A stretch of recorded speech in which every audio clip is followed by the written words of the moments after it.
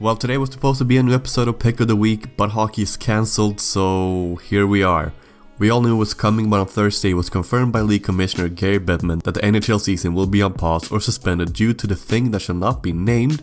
You all know what I mean, but apparently YouTube doesn't like when you say the name of the thing. Anyways, we knew it was coming and I was already over it when it was announced. I had already prepared for the worst and I think it's the right decision to make. Obviously the NBA had suspended all its activity as well, and a few players have tested positive and their season has been suspended for 30 days. We still don't have an exact time of how long the NHL will remain on pause, but I would assume it's going to be at least 2 weeks considering the incubation period can be up to 14 days. But that's me being hopeful because last night we got the news that the CDC recommends the cancellation or postponement of all events with 50 people or more for the next 8 weeks. And I really want to try and stay positive, but if the US government goes through with this recommendation, then I would say that this NHL season is highly likely to be cancelled and just scrapped and will start again next October or whenever with a new season. And I say that because I look at the other leagues in the world that are already cancelled, and I'll get to that later, but let's play with the thought that the NHL does come back and does complete the season and the playoffs. And I'm going back to the statement from the NHL where it says they want to resume the season as soon as possible so we can crown the Stanley Cup champion.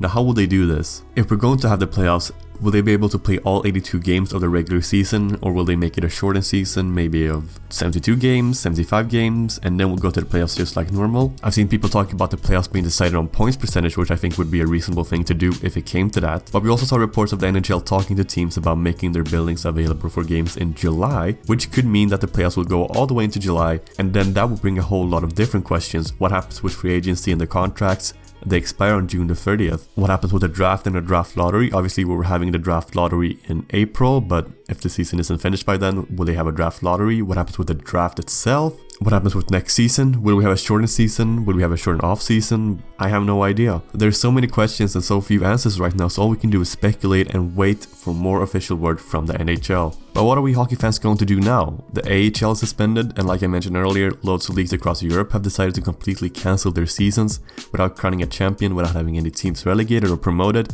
It's just over. Next season will go again, but for now the season is just over, which sucks for some teams. Obviously, if they had the chance of winning the championship, or teams in the lower leagues that were fighting to get promotion to the top leagues, etc. It's a mess. And I watched some highlights from the SHL and the Liga where they played behind closed doors, and it was just so weird and it felt so wrong. But I wouldn't be against the NHL playing behind closed doors if it meant we got the season back.